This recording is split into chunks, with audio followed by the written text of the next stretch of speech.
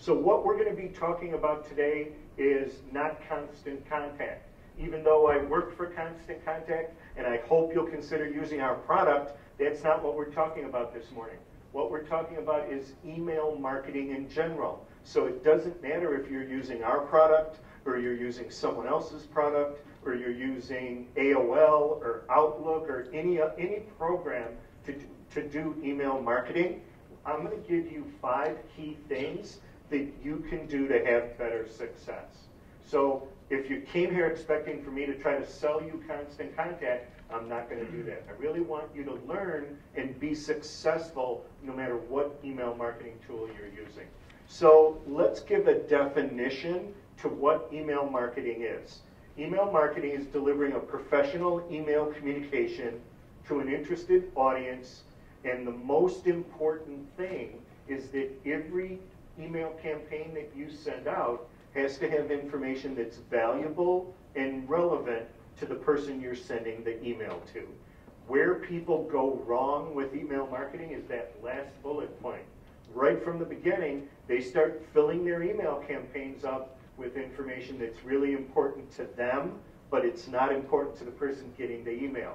And if that's what you do, if that's your strategy, what you're going to find will happen is people will open up your first email, maybe they'll open up the second email, but pretty quickly, if they start getting email that has no benefit for them, nothing valuable, nothing relevant, they're going to stop opening up your email. They're either going to unsubscribe, they're going to delete, or they're going to report you as spam. And none of those 3 things do you or your business any good. So always look at your email campaigns from the perspective of the person getting the email, and make sure you have information in there that's valuable to them and relevant. Now, the value could be in the form of a coupon or dollars off or a percentage off, but it also can be in the form of information. So think about those 2 different ways of making something valuable to somebody. Now, that second bullet point there, an interested audience. There should not be anyone on your email list that does not want to be there. The way people have success with email marketing is by doing permission-based email marketing. So you always want to make sure that everybody wants to be receiving your emails. If they don't, then market to them in another way. Don't use email, market to them via social media or via traditional advertising like radio, TV, newspaper. But only market to people via email when they're open to receiving your message. And what that means is they're going to opt into your list. Now, we're going to talk a little bit more as we go forward about what permission is, but I want you to have that basic idea right from the get-go. All right? Now, how many people in the room, just by a show of hands, want to get new customers with email? Anybody here? Right, just about everybody in the room, right? So the question is, can I get new customers with email? And the answer is yes. You can get new customers via email, but you have to think about it differently than you would like if you were using direct mail. And I'm not saying don't use direct mail. I'm just saying email marketing and direct mail marketing are different. With direct mail, for example, you're trying to send out as much email as you can, or as much direct mail as you can, and then you're trying to get a certain percentage of those people to respond to you. With email, it doesn't work like that. You want to market to people that are open to receiving your message and get them to engage with you, which will have a lot of different benefits that we'll talk about as we go forward. One thing I want you to think about is the more different tools or marketing tools that you use to engage with your customers and your prospects, the more likely they are to go from being a prospect actually to being a customer. So you want to make sure you're not just depending on email. Email is only one tool in your marketing toolbox that you want to use to reach out to different people. But don't do everything via email. Have you guys heard the statistic it takes 7 touches to turn a prospect into a customer? I don't think that's true anymore. I think it takes like 10 or 12 touches. People are getting so much communication via email, via social media, that you can't just depend on 7 touches anymore. So you're going to have to actually communicate with people more often. So think about using email, using direct mail, using traditional advertising, using social media as a way to get your message across. Now, for this presentation, we're talking about email marketing. So when I'm using email as a way to reach out to people, I tend to put them in these three categories right here. The first group of people are people that are ready to buy right now. The second group of people are people that are going to buy in the very near term, probably 2 weeks, a month maybe. The third group of people are people that are going to be interested in what you have to offer, but they're going to buy sometime down the road. It might be 6 months or a year or even longer before they're ready to buy. So the question for this morning becomes, how do I use email as a way to reach out to people in these different categories? So let's look at it. There's two different strategies that people tend to use when they're using email to market their business. The first one is called a one-time touch. The one-time touch strategy means you send one email out to people on your list and you hope that gets them to buy. It's really not a very effective strategy. The only group of people it works with is the immediate purchaser. If you reach out to somebody right at the point where they're ready to buy, well, chances are better that you're going to get them maybe to buy from you. But overall, it's not really a very effective strategy for using email. A better strategy is to use email as a way to build an ongoing relationship with people. So no matter which category they're in, no matter when they're ready to buy, it's your business, hopefully, that they think of when they're ready to buy. So let's look at this strategy a little bit deeper. If you're reaching out to that person and they buy right away, are you done? Do you still have to market to them? Still have to market to them, right. So when you're communicating with that immediate purchaser, I want you to focus on doing two things. One is getting them to make a follow-up purchase similar to the first one that they made with you already. And then the second thing is I want you to introduce them to those additional products and services that you have to offer. So instead of them just buying one thing from you, maybe they'll buy 2, 3, 4 different products or services from you. That's one of the basic things that you're going to do. Let me give you an example of a business that does this, and I'm purposely not going to use a jewelry store. I want to use another business in another industry. I want you to see what they do, and then I want you to adapt that strategy to your business. And again, I'm doing it on purpose. The business is about as far away from you guys as it could be. The business I want to tell you about is a company that does two things. The way they get most of their new customers is through cleaning services. They do carpet cleaning, upholstered furniture, area rugs, oriental rugs, things like that. That's how they get all their new customers. The way the company makes most of their money is through disaster restoration. So if you have a fire or a flood or you have mold in your house, they're going to come and take care of the problem, and they're going to clean it all up, and then they're going to put the house back in order and make it the way it was.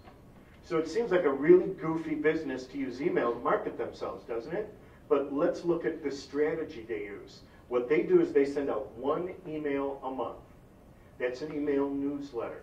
In their email newsletter, they have different sections. In order to get people to do those follow-up purchases, they put a coupon every month down at the bottom, and they rotate them through all the different products and services that they offer. So one month it's a discount on carpet cleaning, the next month it's a discount on area rugs or oriental rugs, month after that it's a discount on upholstered furniture. They're trying to make sure that you keep engaged with them every month and that you have a reason to read their newsletter because there's always a coupon down at the bottom. In order to get them to get their customers to know the additional products and services that are offered, they have a couple of articles in the newsletter. And the articles are always short. They don't put the full article in the newsletter. They put the full article on their website, and then they give you a little teaser paragraph and ask you to click on a link and read the article. So one month the article is about how to prevent common household fires. The next month the article is how to prevent water damage in your house. Month after that they talk about if you find mold in your house, this is how you know whether you can clean it up yourself or you have to call in a professional. So they're kind of telling you how not to need the services that they offer that make them their most money. Why are they doing that? This is where you talk and I drink coffee.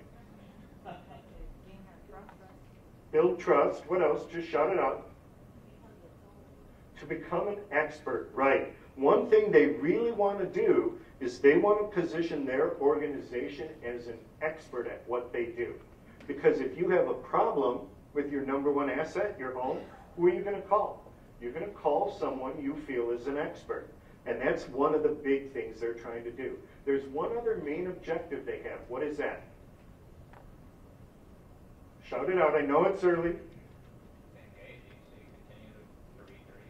Right. What? Right. If you provide valuable information this month and somebody opens up your newsletter, they click on a link, they go to your website and they read it and it benefits them, well, next month when you send them your newsletter again, they're much more likely to open it up and read it if last month they got a benefit from what it was that you provided to them. So always use the content of your email marketing to position your company as an expert at what you do, and also to give people a reason to open up email after email after email. Two really important things.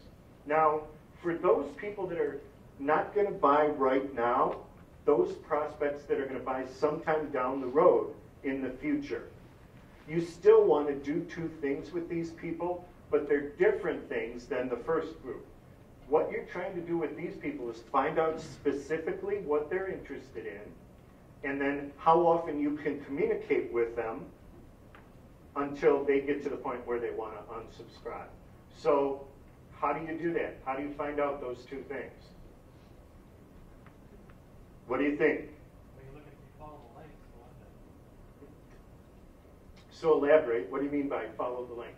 Well, in email you have a link to your website, so what people are interested in, what they're linking to. Right. So if you don't put a full article in your newsletter, and instead of doing that, you just put a teaser paragraph that talks about what that article is about, and then somebody takes the time to click on the link and go to your website and read the whole article, what that tells you is they're interested in where that link took them. So if it was an article about great gifts for Mother's Day, well, you know that person is looking for a gift for Mother's Day. What are you going to do with that information? What are you going to do with it? Send them some ideas for gifts for Mother's Day. Send them some ideas for gifts for Mother, right. What you're really doing, you're now target marketing to someone based on an interest that they've told you they have. And if you can start target marketing to people instead of sending one message out to everybody on your list, your email marketing is going to be a lot more effective for you. So that's definitely something you want to think about doing. Another way that you can find out what people are interested in and how often they want to hear from you, ask them. You can ask them in the form of an online survey or a paper survey. You could have a card people can fill out when they come into your store. If you're doing a trade show or an exhibit or something like that, you can have cards and surveys at your booth. It's amazing the amount of information people will give you if you simply ask for it. And then make one of the questions you ask them is, how often do you want to hear from us? One thing some people do is they actually make it part of the registration process to join your email list. They ask people, how often would you like to hear from us? Really, really important. Let me tell you a quick story about, again, another business, not a jewelry store, another business doing this. I want you to adapt their strategy. There's a travel agency right downtown Chicago. They send out two types of email. Once a month, they send out a newsletter. The newsletter focuses on destinations. So you can click on a link, read an article about their favorite Caribbean cruises or adventure vacation ideas or family vacation ideas. So they're always giving you different things that you might want to do. The other type of email they send out are promotional emails. They send out about 8 to 10 promotional emails a week. Now that's way too much email communication, right? The reason they can get away with it is they don't send every promotion to everybody on their list. They use those click-throughs that we're talking about. They use interest areas that people check off when they join their list. They target market to people with information about what it is that they're interested in. And if you do that, if you only send people information about what they're interested in, you can send a lot more communications without them feeling you're over communicating with them. So wherever you have the opportunity to find out about specific interest areas, that's going to allow you to communicate with people more often and be more effective in the communications you send. Does that make sense? Do you see how whether you're a travel agency or a jewelry store or a disaster restoration firm, you can be using the same strategies to engage with your customers? And that's why I purposely told you about different industries, because you may see more so than you see other jewelry stores. You may see other businesses that you know from the chamber or from other organizations you're in, and you can pick up a lot of their strategies and use those as well. And that's why I purposely went outside of the jewelry industry. Now, the other thing I want you to do with your email marketing is to continue to market to your existing customers. The reason you want to do that are listed right on these slides here. It's more expensive to go out and get a new customer than to keep one that you already have. Repeat customers tend to spend more, up to 67% more. And those loyal, happy customers, those guys are your referral engine. They're going to be telling other people what a great deal they got at your jewelry store or what a great piece they bought from you. So you always want those people to be your marketing engine. And if you're sending those people an email newsletter, it's very easy to make a referral. All they have to do is forward that email on to a friend. And that's the same thing as them making a referral for your business. You want to make sure it's easy for you to do. Okay, some basics of email marketing. One thing I always want to make sure that you do are set expectations of what's going to happen when people join your list. So some of those expectations is how often are they going to get an email from you? Another thing is, what is that email going to be? Is it going to be a newsletter? Is it going to be a promotion? Are you sending them coupons? They have an expectation when they sign up of what they're going to get. If you fulfill the expectation that you create, they're much more likely to open up your email. So if they signed up to get coupons from you and you're just sending them an educational, informational newsletter, they're not going to be happy and they're going to unsubscribe. If you tell them I'm sending you a different coupon every week, then send them a different coupon every week. They're going to be much more receptive if you do exactly what you told them you're going to do. And actually, that's your job. It's your job as a business that's using email to market themselves to do what you said you're going to do. You're going to get much better results. And I know I said this already, provide valuable and relevant content. The reason I put it in here again is it's really, really important. Always make sure every email communication has valuable and relevant content for the person getting it. All right? Other things. Who in the room has heard of the CAN-SPAM Act? Just by a show of hands. Couple of people. CAN-SPAM, federal law governing commercial email. Lays down penalties for sending out spam, lays down things you should do, which is what we're talking about today, and it also lays down some things you have to do. For example, every commercial email has to have the physical address of the business sending out the email. Every commercial email has to have an unsubscribe process. So those are just a couple of things that you always want to do to stay current with the law. Don't do it because you think a federal prosecutor is going to come and prosecute you. That's probably not going to happen. The reason you want to follow it is if you do what the CAN-SPAM law says, you actually have better results with your email marketing. So it always benefits you to follow what the CAN-SPAM law says. All right? Now, let me start to give you those 5 key factors that are going to help you to be successful with your email marketing. The first one, build your list with permission. All right? So how do you build a list with permission? Well, I recommend that at every point of contact that you have with a customer or a prospect, you're asking for their permission to add them to your email list. All right? Let me give you some of the more common ones. If your employees are making incoming or they're making incoming calls. If they're receiving incoming calls or making outbound calls, make part of what they're talking to every person about is, would you like to be on our email list? Really easy and effective way to build your list. Another thing, does anybody here go to Chamber of Commerce meetings or leads groups or things like that? So wherever you go somewhere and somebody hands you a business card, ask them, is it okay if I add you to my email list? Studies show that 6 out of 10 people will say yes right away, add me to your list. Another 2 out of 10 will say, well, I don't mind being on your email list, but what are you going to send me and how often are you going to send it? You need to be able to answer those 2 questions. Your employees need to be able to answer those 2 questions. And if you can, you're going to capture up towards 80% of the people you ask to be on your email list. That's pretty good. Another thing you can do is when you're sending personal one-to-one email, whether you're using Outlook or AOL or Gmail or whatever, put a link underneath your signature that lets people join your email list online. I do that, as you can see on my signature, and I get tons of people that join my email list just because they engage with me in a personal one-to-one manner. Really effective way to do it. Another thing, and again, whether, yeah, a question, yes?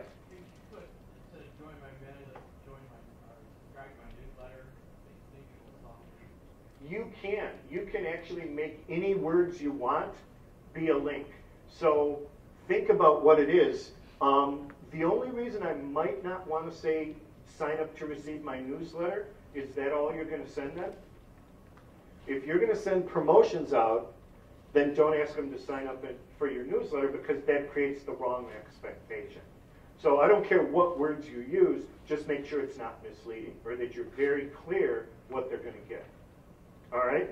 So another thing is in a trade show booth, if you're doing a business expo for the chamber, at your store, put a guest book out and let people sign up and join your list that way.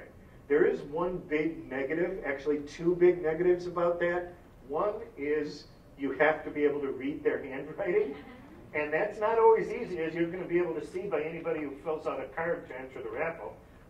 It's not always easy to read people's handwriting. The other thing is now you have to do it, or someone on your staff has to do the data entry.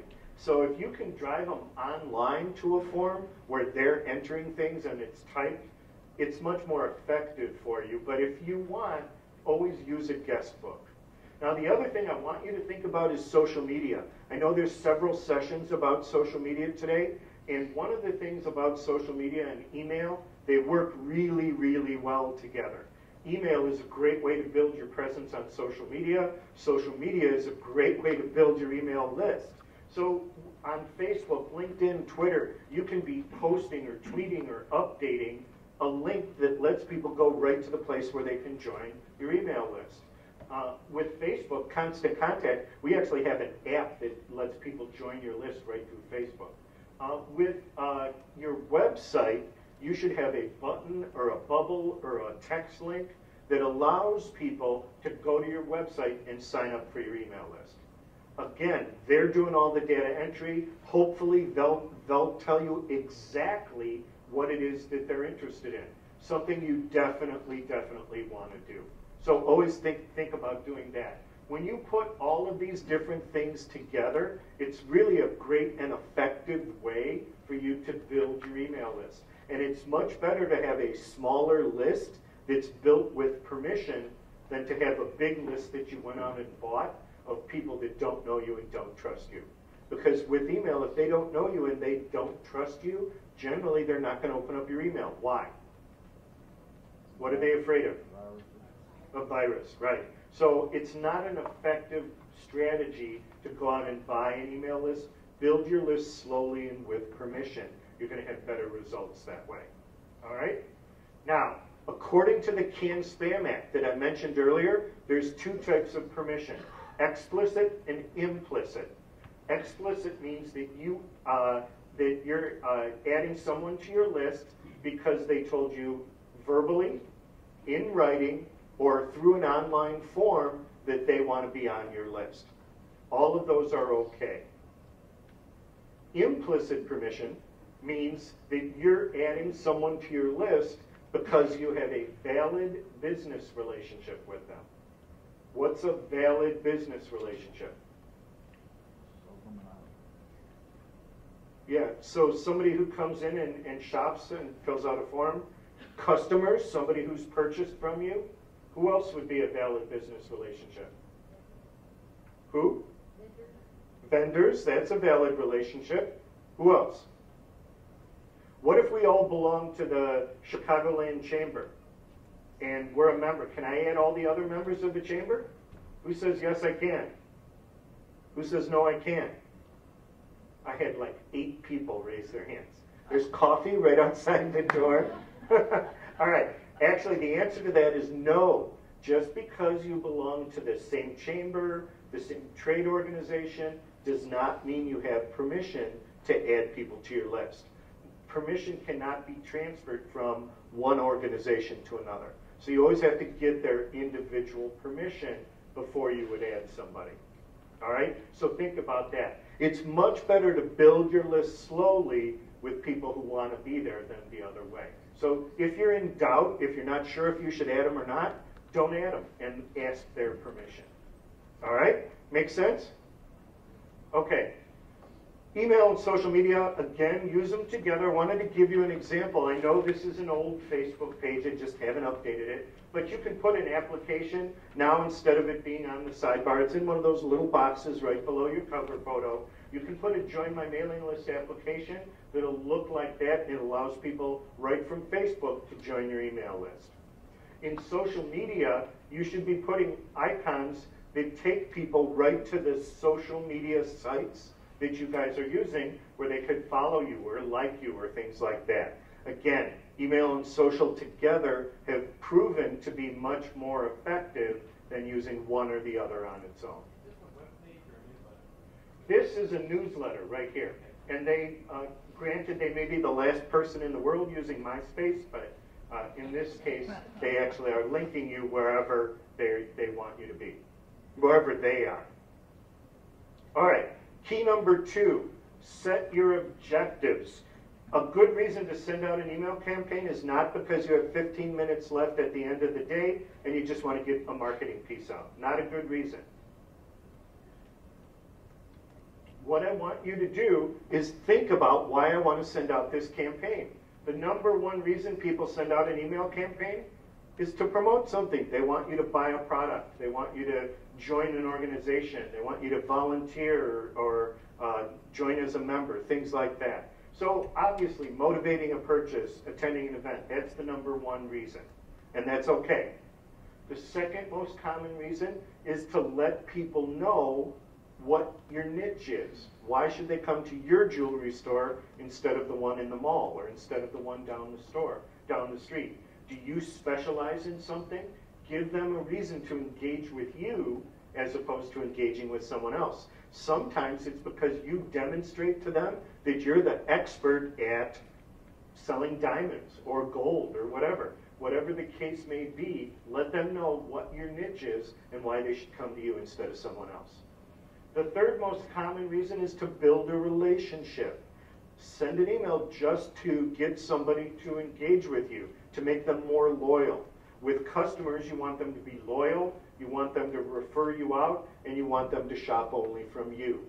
But if you're emailing people that are prospects, you want to give them enough valuable, relevant information that hopefully they'll convert to being a customer. All right? Those are much better reasons than I just had time at the end of the day. So if the purpose of your email is to build a relationship, your content should give people special privileges or acknowledge their status with your business. So for example, I'm going to use again another industry. I live in Deerfield, Illinois, and we're right next to a little town called Highland Park. In Highland Park, there's a women's clothing store, and every summer they have an annual sale. What they do is they send out an email campaign to their VIP customer list, the people that spend the most money and shop most often, and they give them a keyword. So if somebody says the keyword they can get into the annual sale 15 minutes before the doors open for the general public. So they're giving special privileges to their very best customers. Is there something you guys can do that would be similar? All right? If the purpose of your email is promotional, you want to give people an incentive to do what it is you want them to do. So do you want to give them a coupon, a special offer, a discount? An example of this would be, there's a golf course by me up here in northern Illinois, and they have people that buy season passes. They're their best customers. They send an email campaign out to their season pass holders, and they have a link in the email that takes people to to a secure area on their website where they can sign up for a weekend tea time before the general public can. So again, they're giving special privileges to their very best customers. If the purpose of your email is informational or educational, let me ask you a question. How many people in the room are an expert at what they do? How many experts do we have in the room? About 5? Really? Do you guys know more about the jewelry business than somebody who just walks into your store off the street? Do you know more than somebody who follows you on Twitter? Or that liked your Facebook page? I'm thinking you guys do. Don't sell yourself short. You're all experts at what you do. What your job is when you're putting together an informational piece, share that expertise. Show them that you know so much about what it is you're selling that they would be wise to come into you and buy it instead of somebody else. So give them hints and tips, your advice, your expert opinion. Give them a reason to come to you instead of someone else. Did you have a question? Another one, or did I answer it? I'm going to ask you later. It's about personal email list. I'll ask you later. Or I can ask you now. You can ask me now. In our business, sometimes we're offered an email list based on income, like up here. Mm-hmm. So what's your opinion about buying a list like that? Don't do it. All right. Yeah. Actually, the reason I don't want you to buy a list is, first off, it violates the canned spam law. People that you are on that list don't know you and don't trust you, so they're much less likely to ever open up your email. I consider it a waste of money, so I wouldn't do it. All right? Okay. Now, key number 3, choose the appropriate format and frequency for your email communications. The number 1 format for an email is a newsletter. All right? If somebody signs up to get your email newsletter, how often are they expecting to hear from you? Once a month. Can you send more than once a month? The answer is yeah, you can, but you need to create the expectation that they're going to receive more than one thing a month from you. So I would say don't ask them to sign up for your e-newsletter. Ask them to join your email list or whatever. Ask them however you want to phrase it. Just make sure that they understand they're going to get more than one thing a month. Now, the content for a newsletter should be 80% education and information and only 20% promotion. So it is okay to have coupons down at the bottom. It's okay to have 1 article out of 3 or 4 be promotional, but in general, you want it to be informational and educational. What's the number 1 mistake that people make with an email newsletter? What do you think? Long format. Nope, none of those. Too much selling. Nope. The number 1 mistake people make with an email newsletter, it's just too long. You're not writing Gone with the Wind. You're writing an email newsletter. You want it to be short, to the point. You don't want full articles in your newsletter. You want a summary or a couple of sentences and a link to take them somewhere else to read the newsletter, or to read the article, rather. It could be your website. It could be a blog. It could be a Facebook page. Doesn't matter. Always try to keep your email short and to the point. All right? Now, The second most common type of email is a promotional email. You can send a promotional email as much as people are willing to receive it. So what you have to do is find out how often people will accept that. You can look at, if you're using an email service provider, you can look at open rates, you can look at unsubscribes. If your open rate is going up and your unsubscribes are steady or going down, then you're probably okay. If your open rate is going down and your unsubscribes are going up, the number one reason is probably because you're over communicating. So watch the reports to give you good information. Yes? What is a good open rate? That's a tough question. A good open rate, it depends on the type of business. I don't like to go by industry because I think those are misleading stats. What I prefer is to look at B2B, B2C. A good open rate for B2C, business to consumer, which most of you probably are, is in the upper 20s to the lower 30s. A good open rate for B2B, business to business, would be mid 30s. And if you were a membership organization like a church or the Boy Scouts or a chamber, you should be getting in the upper 30s to the lower 40s. So those are good average open rates to kind of gauge against. What I always also want you to do, I want you to compare yourself to yourself. So if you build a list and you start sending out email and you're getting 50%, don't be happy with it because you're over the average. How can you get to 55? Or if you're getting only 10%, how do I get up to 15 or 20? Always try to compete against yourself and provide more value to people.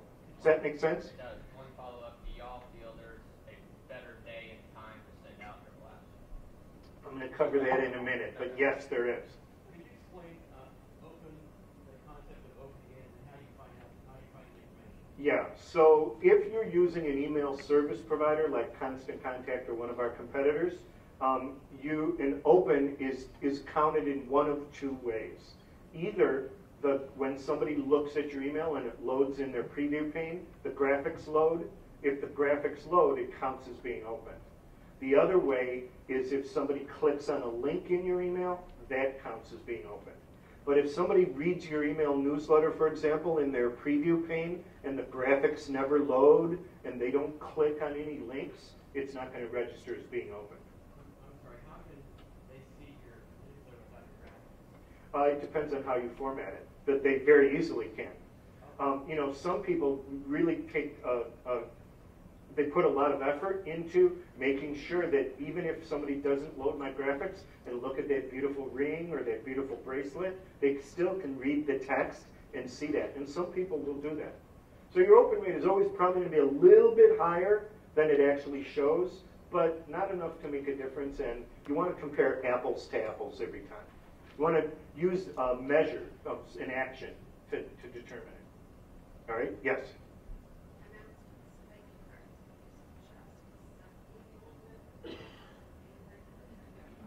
Yeah, so the question was, you can send an email thank you card as opposed to sending a handwritten note or a send-out card. Yeah, you can. Some people feel that a personal note, whether it's send-out cards or a handwritten note, is more effective. 6 of one, half a dozen of another. Sometimes it's volume. Sometimes you want to thank your whole customer base for supporting your business during your Mother's Day promotion, or for supporting a charity that you ran a special program for. So it's perfectly okay to send out an announcement email that's basically a thank you note. Absolutely. Yeah, probably more likely it would be a broad range thank you as opposed to one individual person. I mean, there's no substitute for that personal handwritten note. People do appreciate that. So don't lose that. But if you want to thank a large group of people, sometimes email is a better way to do it. All right? The content of a promotional email should be 80% promotion and only 20% education. So what I want you to think about is, I want that education in there because I want to tell people how the product or the service I'm offering will benefit them. So in that 20% of education in a promotional email, always focus on how it benefits the person you're trying to get to buy. And the number one mistake people make with a promotional email is they don't link people right to the place where they can take an action. If you're selling product and services online and they can buy online, link them right to the place where they can buy. If you're trying to get them to attend an event, link them right to the event registration. Always take them as close to the action as you can get them. Yes? Yep.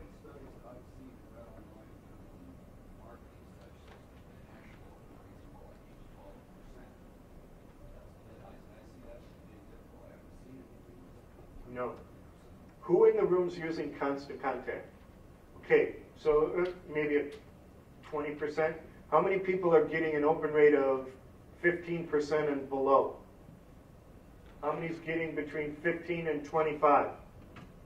How many is getting 25 to 35? So yeah, there was nobody in that average.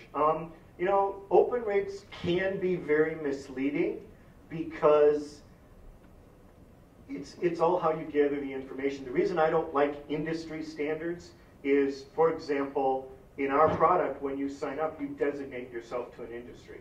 So what that does is it takes everybody who said, I'm a jewelry store. It doesn't matter whether they send 1 email a month, whether they send 12, whether they don't use it at all. To me, those statistics are a little bit skewed. That's why I tend to look at the broader range, like B2B, B2C membership. All right? But again, I don't think that the average really matters. Compete against yourself. If I'm sending an email out and I'm getting 20%, my goal is to get to 25. And how can I change it to get a better result? All right? Okay. Announcements, really quickly. You can send an announcement email whenever you have something valuable and relevant to announce. And it can be new products, new services, new staff people, special promotions, the things that are listed right there. Kind of, it's always there to build your relationship with people. All right, how often should you send an email? The number one reason that people unsubscribe is because you over-communicate. So you have to be very careful. I'm going to share with you a really easy way to do it. What I like to do, take a calendar. Whenever you send out an email, put a dot on that date. And make sure everybody that sends out emails in your business is putting a dot on that date. And I'm talking mass emails, not one-to-one. And then look at the calendar. Would you want to get that much email from one business? And if not, then you need to find a way to combine some of those communications. And it's real easy. You can tell in 5 seconds if you're honest. You can tell whether you're over communicating with people. Shorter, to the point, maximum impact with minimum intrusion is what you're looking for. All right? We talked about what people expect. Let's go to when is the best time to send an email.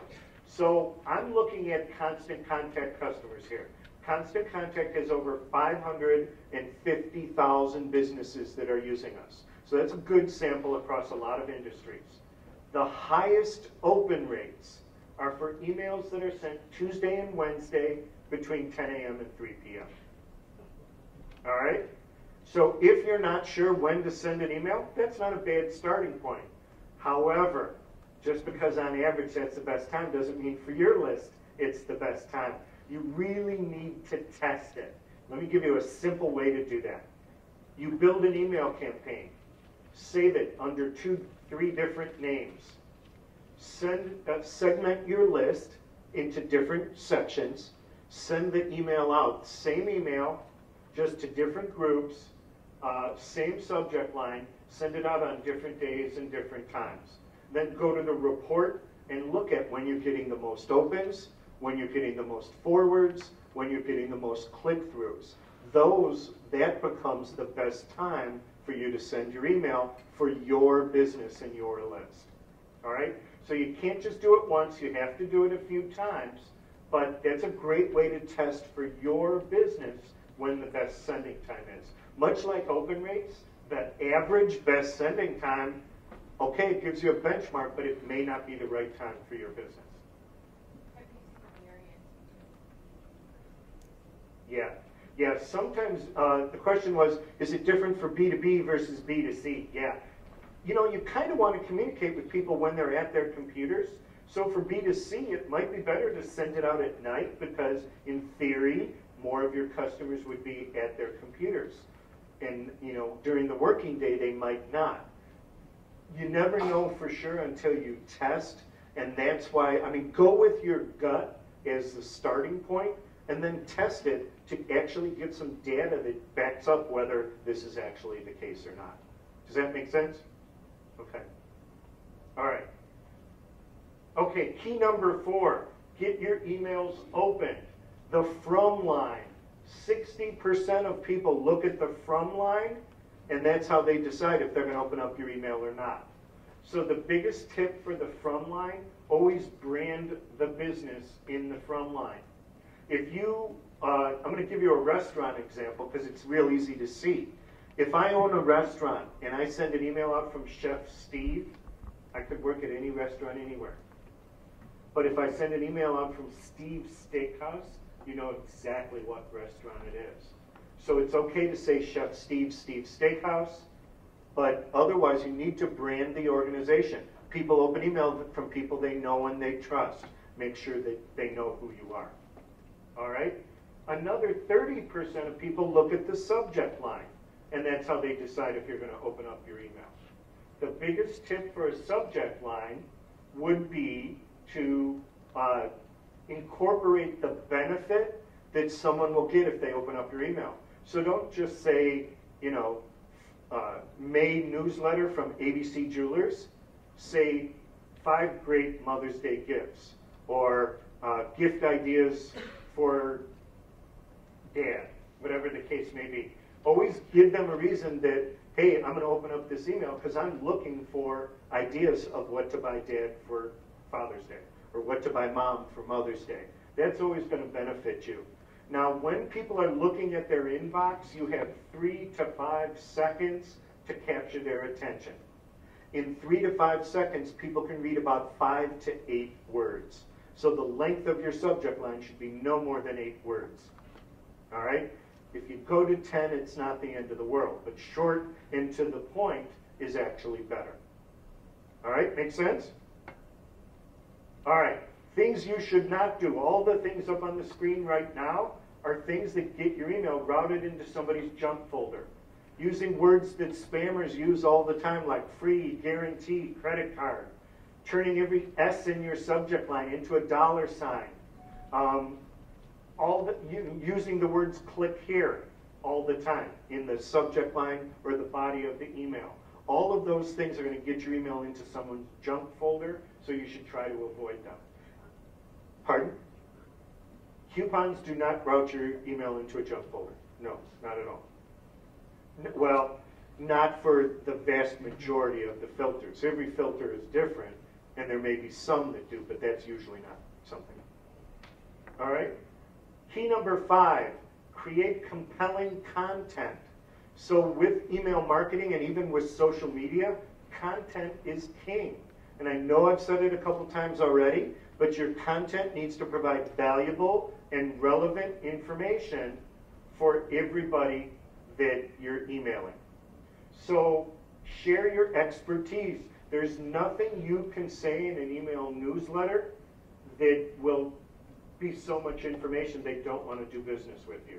What you're really doing is providing the expertise and showing people you know what you're talking about. Always do that. If you're doing testimonials, have somebody else say something good about you instead of saying it about yourself.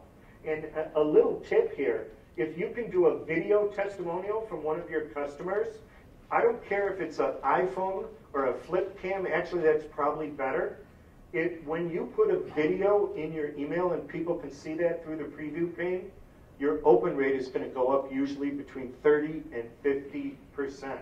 People love to click on videos. I don't know why, but they do, right?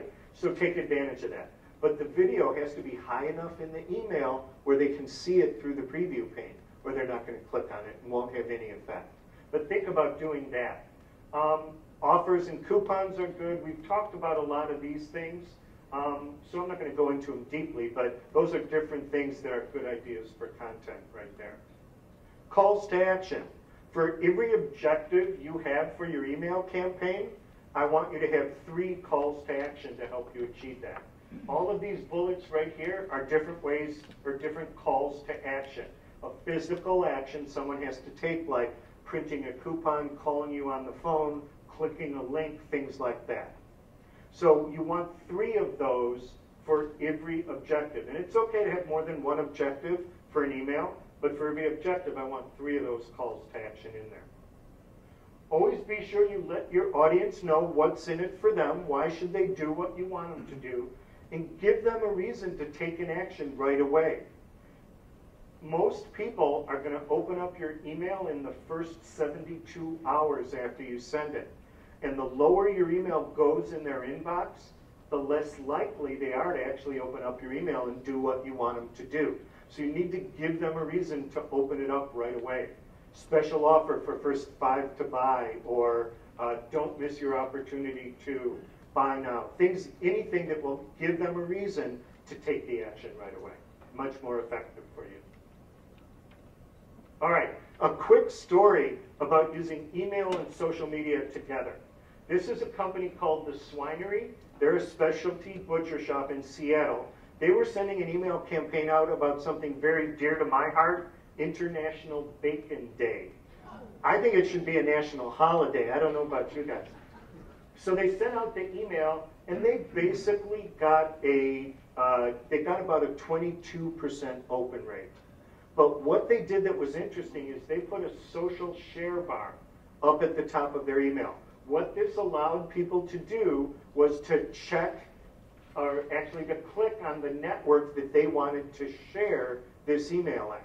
So if I got this email from The Swinery and I wanted to share it with my Facebook network, I just click on the Facebook logo. It shows a little URL, a tiny URL, and now I can post my newsletter for everybody that is in my Facebook network, all my friends. Most of my friends are not engaged with The Swinery. So The Swinery is reaching a whole bunch of new people because I thought their newsletter was cool. All right? When The Swinery did this, they got a 60% increase in the number of page views and the number of opens. So you always want to think about, how can I use social media to impact what I'm doing via email marketing? And again, flip it the other way too. How can email help my social media? Because they really work well together. All right, so special offer, and I'm going to open it for questions. By the way, if you want to be in the raffle for the book, which is Engagement Marketing, and if you want to get a follow-up email with a link to the presentation slides, you need to drop your card in the basket here. Do I have a volunteer that would walk around and collect cards? So just drop your card in the basket, and if you didn't bring a card, here's blank ones that you could just fill out. And I'm going to pick that in a minute. One thing I do want to point out is there's going to be a vendor here that has the Constant Contact booth. He doesn't work for Constant Contact. He's an independent, what we call a solution provider. His name is Ron Bill from Premier Consulting in Indianapolis. He's going to have a booth. He does email marketing for jewelry stores all over the country and for other businesses as well. So I encourage you, yeah, you can sign up via my link or in the link in the follow-up email, but go talk to Ron Bill and to the other people that are here with their company. They specialize in email marketing, social media marketing in the jewelry industry. He's really, really good, and he does have great knowledge of the industry. If you're, no, I don't want to go to that. I want to go to that. If you're interested in engaging with me on social media, this is how you find me. Look for me on Facebook or Twitter. I try to put information out there that's valuable for people that are using email and social media as a way to market their business. If you really do, if you can't walk out of the room without getting a free trial, just come up and fill one of these cards out. That's the best way, and I guess that's what I'll end with. The best way to try out email marketing, whether it's us or anybody else, I'm going to give you 4 things you should look for. The first thing, cost. Is this a product that I can afford? The second thing I want you to look at are features. Does this product do what I need it to do? The third thing I want you to look at is ease of use. Can I use the product and figure out how it works?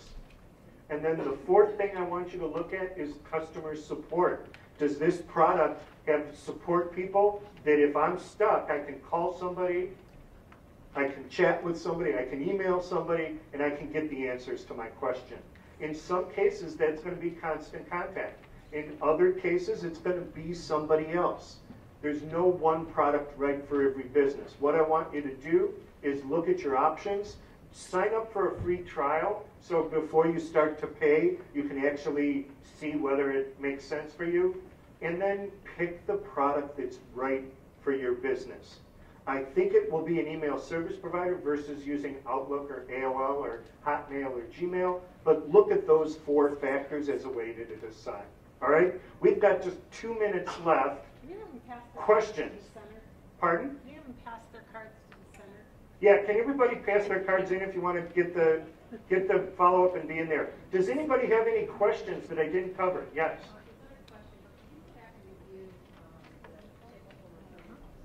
Sure. Tips for avoiding spam. Don't do the things that spammers are doing. Don't say in your subject line, free, guarantee, credit card. Don't use a lot of symbols and punctuation. Don't turn every S in your subject line into a $sign. Don't leave the from line blank.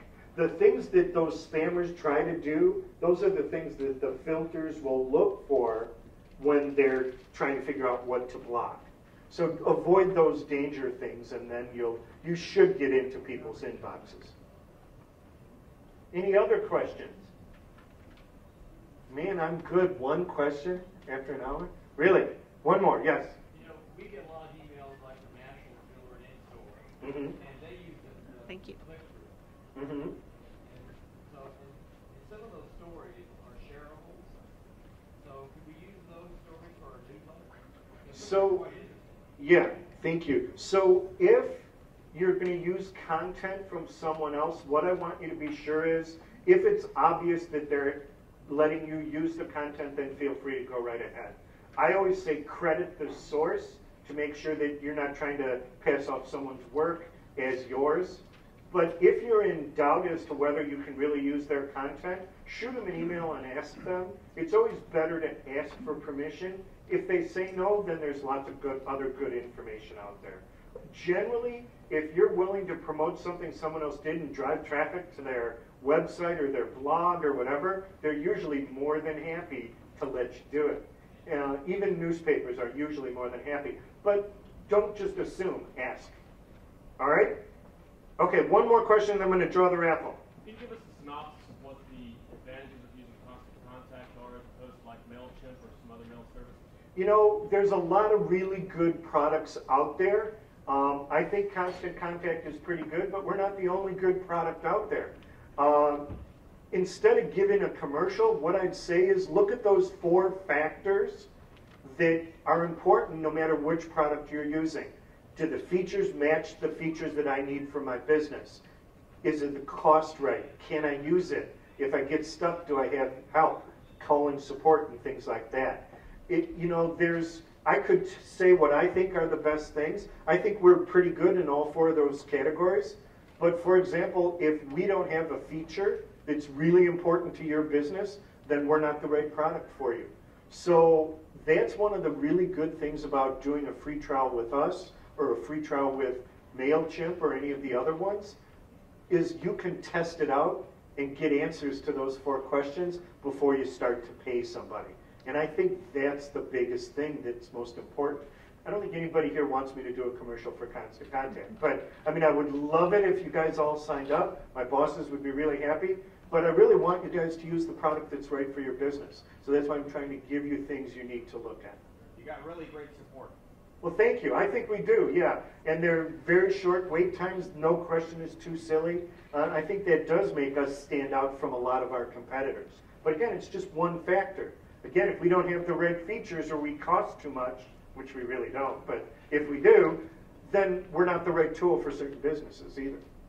All right? Anybody not put their card in? All right, the winner of the book, and if you don't get this book here, it is available on Amazon and at Borders and all that. But the winner is, and you have to be here to win, is Gina Giroux. Gina, there you go. Congratulations, Gina. Thank you very much. And when she put her card in earlier, she told me that was going to be the winning card. The name of it is Engagement Marketing, and it's by Gail Goodman. Guys, thank you very, very much for listening to me this morning. Have a great day and a great show.